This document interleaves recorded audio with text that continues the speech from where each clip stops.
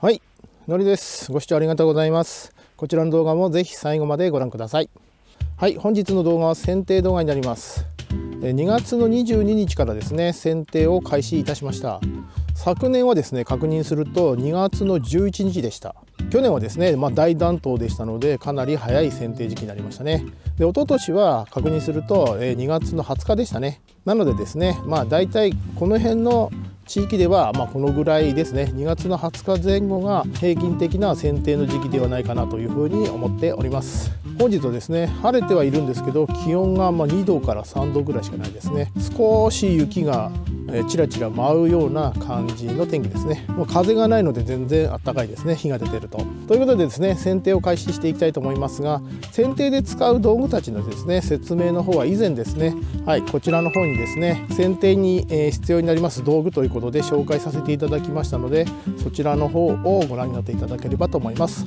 動画の説明欄の方にもリンクを貼っておきますので、ご視聴でない方はぜひご視聴のほどよろしくお願いいたします。ではですね、早速剪定について説明をしていきたいと思います。まず剪定ですね、大きく分けて2種類の方法があります。で、うちの方のですね、こちら畑の方に、これ同期になるんですけども、こちらはですね、秋科夏科兼用種というふうになっております。一つは夏科用の剪定方式で、もう一つは秋科用の剪定方式の2種類になります。で、私のところはですね、緑農家で、秋科の方が夏科に比べてですね、収穫できる量が全然多いので、私のところでは秋科剪定という形で全てやっております。夏科の剪定方式はこちらちょうどですね、これ昨年伸びた枝があります。この先端をですね、少しだけカットしていただく、もしくはもう剪定をしない状態で伸ばしておきます。で、ここは横から新芽がいっぱい出てきますけども、全てではなくて間を見て芽かきをしてですね、そこからなるみを取るのが夏科というような剪定方式になります。で、先ほども申し上げました通り、夏科はですね、秋科に比べて確かに早く収穫はできますが、収穫できる量は少なくなります。なのでおすすめは秋科になりますね。で、剪定なんですけども、これをしっかりやっておかないと、よくですねコメントにいただくんですけども、なかなか実がなりませんというふうなご相談をいただくんですけども、それは実はですね、剪定をしっかりやられていないので実がつかないというような形になります。シーズン最初にですね、一番初めに行う作業なんですけども、これをしっかりやるかやらないかにおいてですね、後で実がなるかならないのかっていうのが決まってくる、そのようなものになります。こちらからはですね、秋科の剪定方法について、説明させていただきます。こちらですね、昨年伸びた枝になります。で、見ていただくと、ここから色が変わっているのが分かりますでしょうか。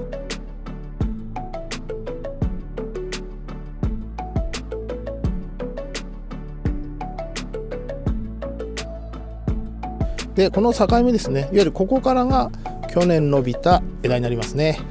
ここは、その前ですね。ちなみにこの節がありますよね。これが剪定した箇所になります。つまりこちらが去年剪定した切り口で、その前がこちらで、次がこちらという形でですね、剪定するたんびに節がどんどんできていけると。なので 1,2,3,4,5,6 これが7年目ということですね。去年これ7年目の枝という形になりますね。なので今年今こちらをカットしますので、今度出てくるのは8年目の枝という具合になります。で、剪定する箇所なんですけども、これ去年ですね、この節が見えると思うんですけども、ここに全部ですね芽がついております。芽の方はですね、アップにするとこのような形になります。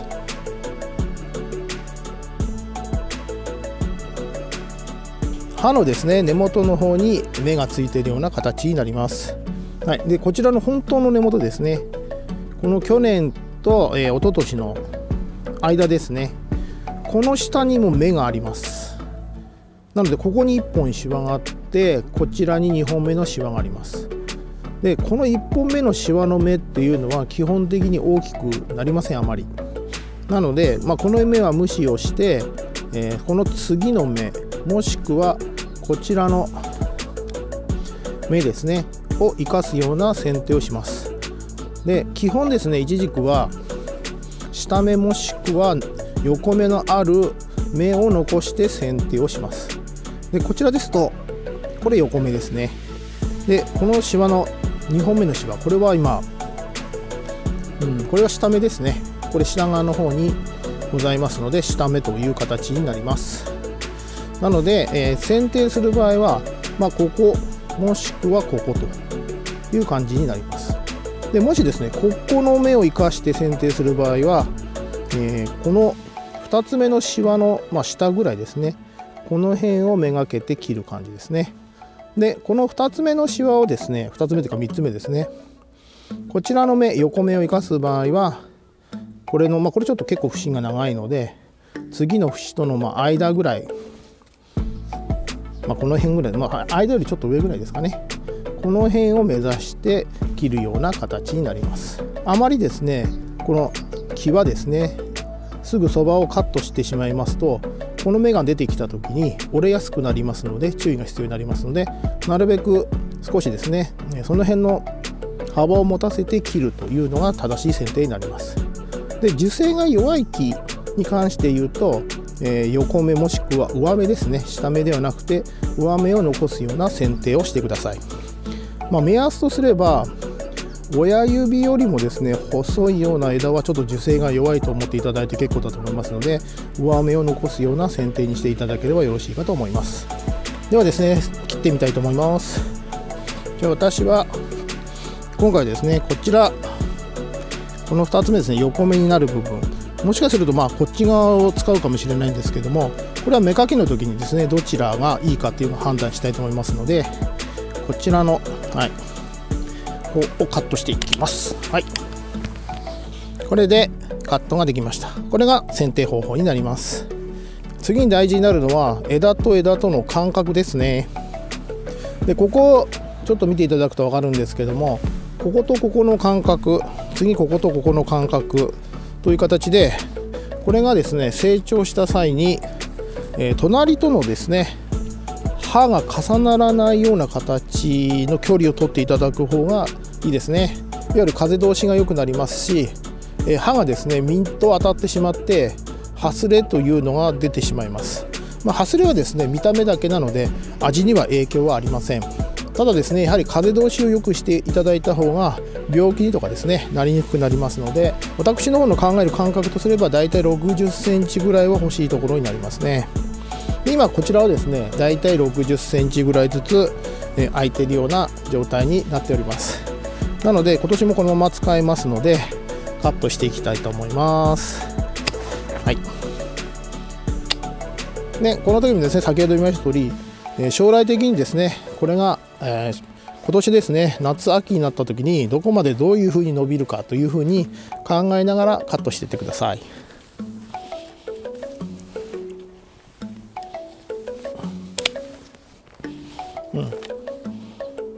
で必要のないなと思った枝はもう本当にバッサリ切っていただいて結構です。でこれ今1回目でこういう形の剪定を行っておりますけども、大きくなってからですねやっぱりここはちょっと間隔が狭いなと思っていただいたら、その時にですね大きくなっていても全然結構なのでその時にカットしていただいても結構です。少し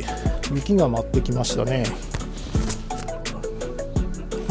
次にこちらですね、ここですね結構空間が空いてます。これが今伸びてここで、次は実はこちらまでなので、私手をいっぱいいっぱい広げても届かないので、ここ2メーター以上空いている状態になってます。なのでこの空間がもったいないので、ここにもですね枝を増やしたいといった場合どうするかというと、もう、こちらもしくはですねこちらの枝をこちら側に倒すという作業をします。例えばですねこちらの枝を伸ばすのであればこちらですね、先ほどのようにですね根元を剪定するのではなくて、この頭だけ少しカットをしてこういう形で、もっと下とかこういう形でですね寝かすようにします。で、紐などでですね縛っていただいて、地面に杭なんかを打っていただいてですね少し寝かす形の剪定にします。でここから出てくる芽ですね、例えばこちらからですと2本ぐらい伸ばしても大丈夫なので、2本を新しい枝として育てていくような剪定にします。ただ今ですねこれだけやっても届かないんで、同じように反対側も寝かしてやっていただくような形の方もいいかもしれませんね。そういうのを考えながら、これはカットしないでこうですね、この頭だけカットしてこうという形になります。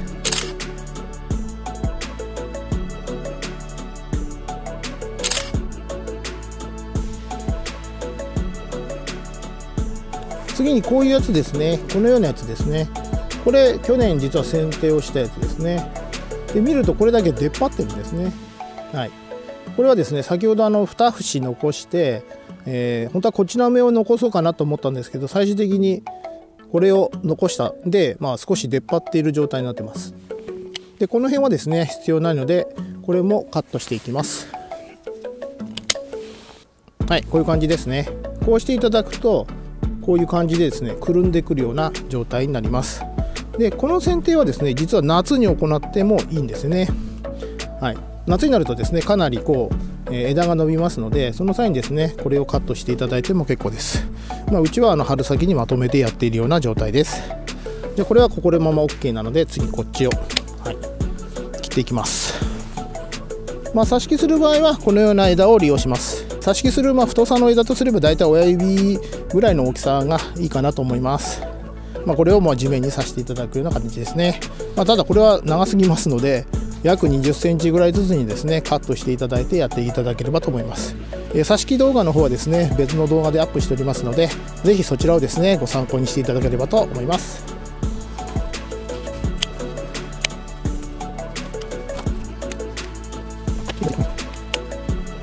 はい、今1本だけ、終わらせました。で、終わった後ですね、やるのは、次はですね、こちらのですね切り口に対してですね、殺菌という仕事ですね。いわゆる枯れ込みをしないようにしなくてはいけませんので、トップジン M ペーストですね、こちら殺菌剤になります。こちらを切り口に塗布していきます。これ業務用ですね。1キロあります。うちではこれを使ってますね。でこちらをですね、この付属のハケで塗っていきたいと思います。はい、この切り口にですね、こういう形で、これ目にかからないようにですねしてくださいね。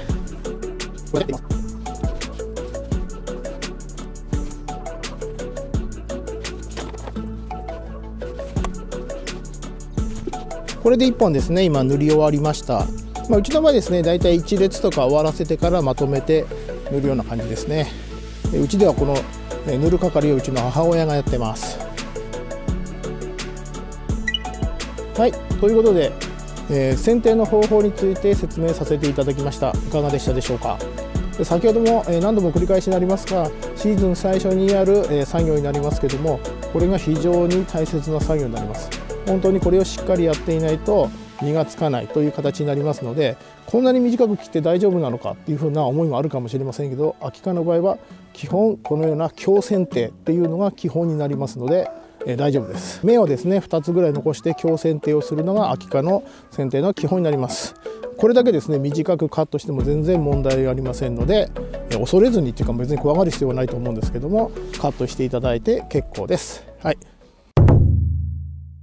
今回はですねちょっとマスクをして、オープニングやってます。普段はですねこんなことはしないんですけども、今日は理由があってマスクをしています。なぜかと言いますと、今日はですね実は視聴者の方がいらっしゃってます。ではどうぞ。こんにちは。こんにちは。すみません、ちょっとマイクを一つなんでこういう形でやらせていただきますけども、はい、タイムになりますんでマスクを実はさせていただいてるんですけども、はい、こちらですね実は、視聴者のですねサライさんになります。はい、サライです。はい、今回ですね黒いちじくのですね穂木を販売させていただきましたけども、そちらの方でですね住所を見ますとですね、実は私の自宅からですね30分圏内の方でした。ということでですね、直接ですね今日はですね穂木を、取りに来ております。はい、ということでですね、今これ無事、どっちが黒いちじくでしたっけ。これ両方とも黒いちじくですね。はい、黒いちじくの方ですね、ワンセットということで、必要になりますということなので、今日は直接お渡しをさせていただいたという形になります。ありがとうございます。こちらこそありがとうございます。これ本当に近場の特権です。これで送料も、手数料もかかりませんので、これで直接お渡しができて、私も助かっております。いかがですか。いや素晴らしいです。やっぱし私が趣味でやってる世界なもんでね、のりさんのこの本名のプロの技をなんかそう言っていただけるとすごく恥ずかしいですね。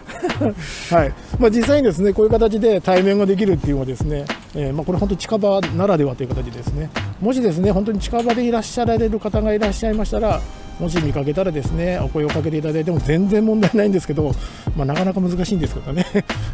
はい、ということで、今回は皿屋さんの方にちょっとご出演いただいたという形になります。今日はありがとうございます。本当にすみません、ありがとうございました。はい、じゃあこの後ですね、私は剪定の方をやっていきたいと思います。私の方のチャンネルではこのようなですねイチジク栽培に関する動画をアップしております。気になる方、ぜひですねチャンネル登録ボタンと通知ボタンを今押してください。リアルなイチジク農家の Vlog となっております。はい、今回の動画は以上になります。次回の動画でお会いいたしましょう。